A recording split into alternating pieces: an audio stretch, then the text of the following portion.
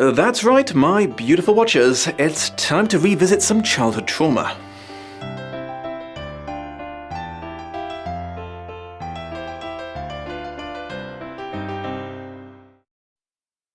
Watership Down, published November 1972, was the debut novel of English author Richard Adams. Rather charmingly, this novel about the trials and tribulations of some rather put-upon sapient rabbits began life as an improvised story that Adams told to entertain his daughters during a long car journey between London and Stratford-upon-Avon in 1966. He was then encouraged by his children to refine and commit it to paper. Here's a quick summary of the plot in case you're not familiar with it.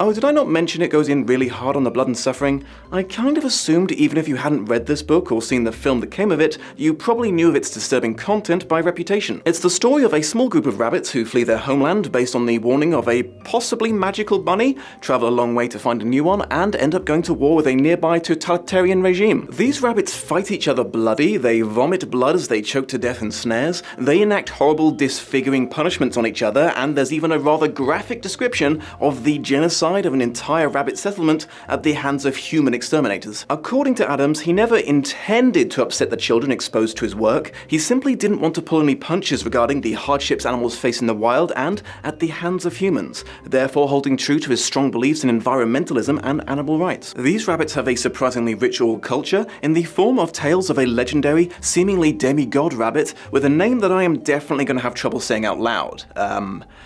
El Herrera. Multiple chapters, spaced out evenly throughout the book, are given over to people describing his exploits. This turned out to be a highlight of the book for me. The way the stories are constructed are strongly reminiscent of the myths and legends from all over the real world, in particular the old fables about Robin Hood, but also Greek legends like the Aeneid and the Odyssey. Adams also created a kind of mini language for his rabbits, inventing words for things that animals do that humans wouldn't have an equivalent for, like silflay, which is the act of going above ground specifically to feed, or tharn, which means becoming paralyzed with fear when you look directly into bright lights. There's also the vice versa, as they have words for some human things that rabbits lack understanding of, though probably for the sake of the reader, he doesn't always stick to those, allowing the rabbits to talk about a harududu, then calling it a car in the narration immediately afterwards. Random aside, but I am a little embarrassed by how many times the rabbits talked about the smelly burning white sticks that the humans carried around before I realized they were talking about cigarettes. Anyways, like many future best-selling authors who came before and after him, Adams spent the next few years being utterly rejected by every publisher who so much as glanced at his manuscript. To be fair, in this case, I can kind of see why they were hesitant.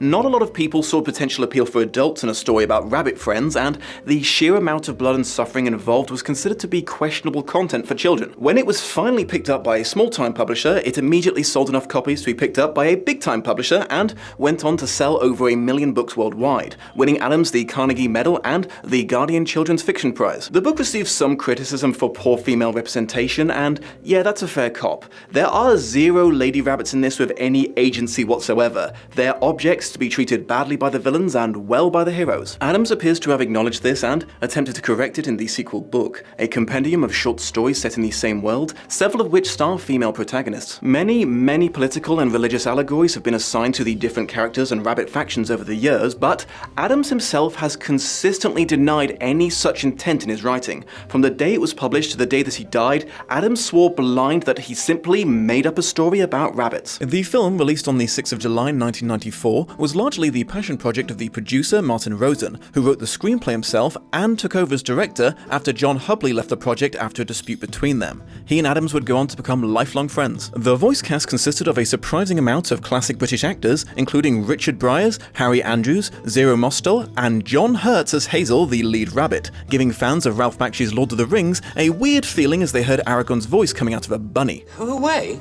No, Warren. You'd never get there. They won't come, they'll think you're out of your mind. The Black Riders are watching the road night and day. Unsurprisingly, it faced the exact same demographic and marketing issues as the novel because, spoiler warning, they largely stayed true to the violence and bloodshed of the book. Wait, are they really going to show— oh my goodness! Sweet! Merciful! What is happening? You don't have to show me this. You don't have to— oh, you did. You did. Despite this, the film proved to be a box office and financial success with extreme popularity in the UK, making up for a lukewarm reception in the States. It was nominated for a Hugo Award for Best Dramatic Presentation, and Total Film magazine named it the 47th greatest British film of all time. It's generally considered to be a well-crafted film with good voice acting and soundtrack and extremely effective use of stylized animation, though its reputation for violence and disturbing imagery tends to overshadow all of these things in the public consciousness. Personally, I agree with the consensus, though with the slight addendum that I could have done without the section right in the middle where the pacing is utterly stopped dead in its tracks for a 3-minute long Bright Eyes music video, but maybe that's just me. Let's talk adaptation. Okay, so this film sticks crazy close to the plot of the book. Like, I might have to invent a designation to be the opposite of in name only. Very deserving of the name. Same guy, different hat? Clone thing? Leave your inevitably much better ideas in the comments, please. Here's a sexy synopsis of all the things that happened in both versions of the story. Hazel and his diminutive little brother Fiver live in the reasonably sized Sandalford Warren. Not a bad gaff, though they're kind of sick of the Owsler, the local militar, getting dibs on all the best food. Fiver receives a horrific vision foretelling doom for the entire borough. Hazel agrees to bring this warning to the head honcho Bunny and advise him that they all have to cheese it, but he doesn't take it seriously. He also takes out his annoyance at the waste of time on Bigwig, the guard who let them in to see him, prompting Bigwig to quit his job. The three of them and a handful of others decide to evacuate anyway, fighting past Owsler Captain Holly when he tries to stop them. Their first hurdle in their journey is a combination of a river and a fast-approaching dog, which they manage to overcome with the use of a raft to transport their weaker members across. Also, wow, how is this not a meme? They pass by a road and fend off a rat attack before eventually running into a new warren full of very welcoming rabbits. Despite a human providing them with fresh food daily, Fiver insists that this place is a death trap, which pisses off Bigwig as he is tired of his everywhere is a doomed land stick. He yells at him to stop being such a damn pessimist seconds before getting trapped in a deadly rabbit snare. Yeah, it turns out this whole area is a free-range rabbit farm. Fortunately, Bigwig survives against all the odds, utilizing the raw power of British grumpiness, then they hightail it out of there. A very badly hurt Captain Holly catches up to them with a terrible story of the old warrens culling at the hands of indifferent human builders, and oh boy, it is viscerally disturbing in both versions of the story. Egads! Eventually, they all make it to a hilly area called Watership Down, real place by the way, which even Fiver agrees would be a pretty sweet dig, so they set up shop and get fabulous. A rather aggressive gull with a nebulous European accent named Kahar is discovered injured on their turf, and they befriend him by providing food while he heals up, which proves to be a wise decision as they quickly realize that they're going to need his help to solve an incredibly serious problem they now face. They have no one to fuck! No! God, please, no! No! Kahar goes out scouting around for nearby rabbit settlements that they might be able to recruit some doughs from, while Hazel leads a mission to jailbreak someone's pets, partially succeeding but getting shot in the leg in the process and assumed dead by the others. Fiver's supernatural powers once again save the day, allowing him to zero in on his severely wounded brother's hiding spot. Kahar returns and reveals the exact location of Ephrafa, a relatively close warren from which they might be able to grab some breeder bunnies, but Holly advises them that it would be a bad idea as that particular borough is under the rabbit equivalent of military dictatorship. Freedom of movement there is strictly controlled by a very aggressive Owsler under the command of General Woundwort, a rabbit so insanely aggressive he comes off more as a predator than a prey animal. Anyone who attempts to leave is either killed or mutilated and left as a living example of those who cross him. Deciding the risk is worth the hot bunny sex reward,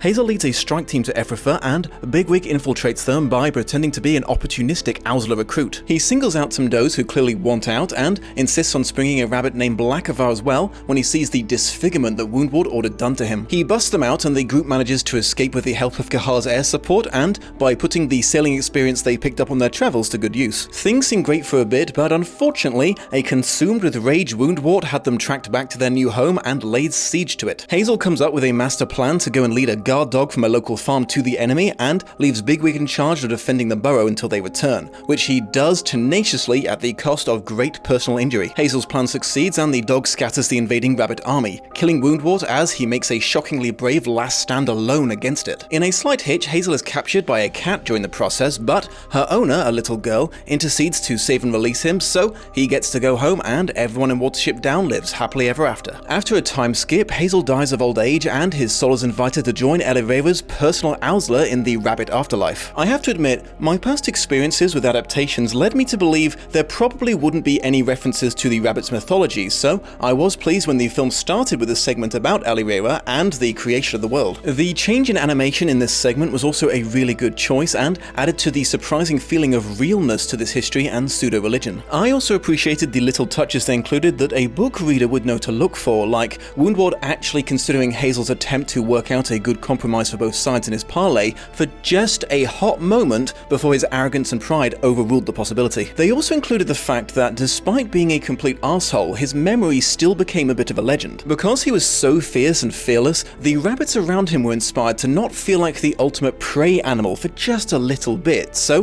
when his body wasn't found, they started telling tales of him running off to another land to keep on being a total boss. It's a surprisingly nuanced touch in both the book and the film. Adams himself had a pretty hot take on this adaptation when questioned. All I can say really is that the chap who did it, Martin Rosen, has always been a good friend of mine, and I think he made a very good job of it, in as much as the public go and see it time after time. But all I can say is, it's not my rabbit. I don't think I can develop that very well, but if you read Watership Down and then have a look at the film, you'll realize immediately that those are not the rabbits of the book. Well, I guess it's up to me to develop that then, as that's kind of the point of my job here. Thanks, Adams, you lazy git. As loyal as the plot and the dialogue is to the book, some things had to be cut for time or were just not carried over all that effectively into the film, and unfortunately most of the character development for the main cast of rabbits was included in this. Hazel, the supposed main character, suffers the most. In the book, his ability to plan ahead with the help of his advisors is what set him apart from the other rabbits and made him the best choice for their leader. The film cuts almost all of this away, assigning many of the events he orchestrated to random chance or spur-of-the-moment improvised decisions. His relationship with Fiver is also supposed to be a lot more complicated, as there were many occasions in which Fiver attempted to warn Hazel of yet more impending doom, only for Hazel to ignore him for convenience's sake, despite all the times that he'd been right before. This ties into Adam's inspiration for Fiver, the legend of Cassandra, the prophet cursed with knowing the future but never being believed when she foretold it. Before you say anything, inspiration isn't the same thing as allegory. There are multiple named characters from the book who are mentioned by name but are just there, never really directly influencing the plot in any meaningful way. Bigwig is pretty much the only character who retains his original arc, showing his journey from being aggressive, impatient and harsh to someone a lot more compassionate and thoughtful to those weaker than him. Combined with the extremely heavy role he plays in the second half of the book, the end result is Bigwig kind of takes over being the film's protagonist. Woundwort is another thing that the film probably did the best they could have done with, but still falls a bit short of the original. I'm not gonna lie, this bunny was legit intimidating as heck in the book. The problem is, his sense of presence is rather akin to the way that Stephen King's monsters are frightening. It's not because they're super scary to look at, but because the author is really good at making you feel the POV character's fear. You just can't convey the same inner feeling of shitting your mind pants when someone looks at you the same way in a film, so all they could do was make him look gruff as fuck and have him violently murder someone as soon as possible. The film skips over some of the blood-related graphic content of the book, but actually leans more heavily into the dark tones and imagery. A layover in a barn is replaced with a creepy graveyard, and they drop the juxtaposition of the Pelt Farm rabbit's home seeming super nice and welcoming while actually being a death trap to just being creepy as fuck in general. There's also some effort to tone down the rabbit misogyny just a tad. They couldn't introduce any extra female characters without having to kill them off to not impede the important plot beats, but they at least cut out lines like, "Anyway, what's a doe?" more or less, when one of them dies horribly. One of my favourite moments from the book ended up being extremely underwhelming in the film. During the climactic battle, Fiver, rather unhelpfully at first, falls into a trance but lets out a scream in an unnatural, rabbit-like voice so incredibly terrible it scares off their attackers for a bit. I've got something down there that's strange. Get out! Get out! Oh yes, utterly terrifying. Not entirely surprisingly, the opening section turned out to be the only one of the many stories about El Herrera to make it into the film. Let's face it, there's really no way they could have included that many total segues into a film and still have something watchable at the end, but their absence is felt in the story nonetheless. Not just because they were really interesting and not just as a world-building technique, but because they proved to be more involved in the rest of the story than expected.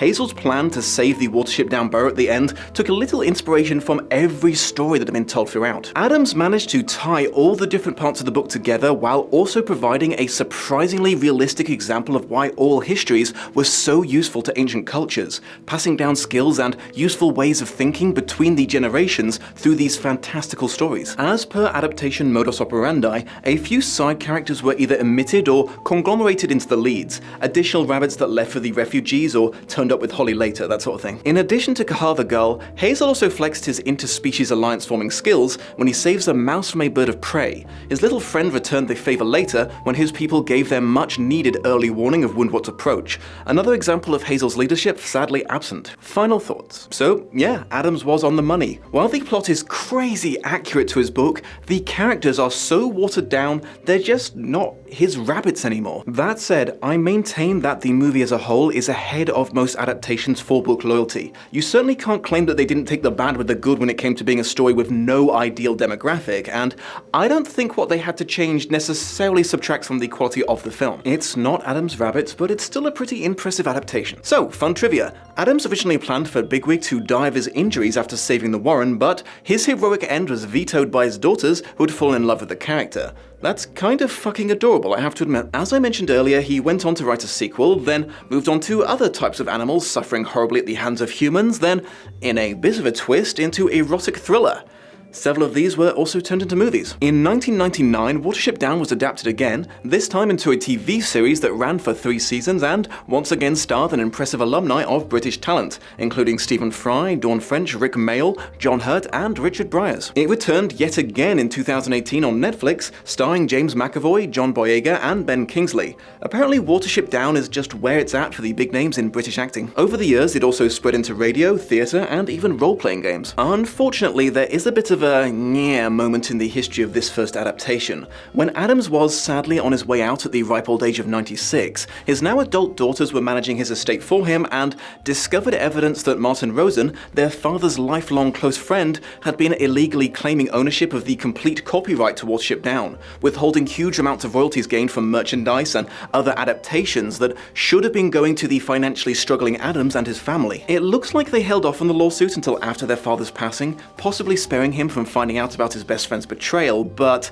once it got started, Rosen had to fork out a lot of cash. It's worth noting that Rosen never made any sort of public comment about this, so as damning as the evidence seems, please remember that we are only getting one side of this story. Thank you for joining me, my beautiful watchers. If you enjoyed this episode, be sure to do all that good liking, sharing, commenting, and subscribing if you're new, and check out my Patreon page if you're interested in additional content. Take care of yourselves out there. Happy bunnies, they live underground, digging tunnels and hopping around. Fuzzy nuzzles and friends all around, right here in Watership Down. Over the river, deep in the mud, fight to survive or choke on your blood. Badgers and foxes, eagles that fly, these are the things that want you to die. Oh, I forgot to mention, there's a low-hanging bridge you should know about. Much love and appreciation to my patrons of honor, Shelby Holtz, Atel Spurtloff, and Kat Harker. Shout out to Ilnej for performing this awesome tune, check out his channel for more parody and original songs, and a huge thank you to this video's co-producer, Kate Robinson. She does some really amazing work on her channel that I think you would really enjoy, so be sure to check that out too. Winning Adams the Carnage Medal on the Guardian... Carnage? Is that a medal they give for children's books? Okay, it's pronounced Carnegie. I'm very glad I checked that, because Carnage, like fucking Venom, like the Venom villain. Oh, I'm a fucking joke.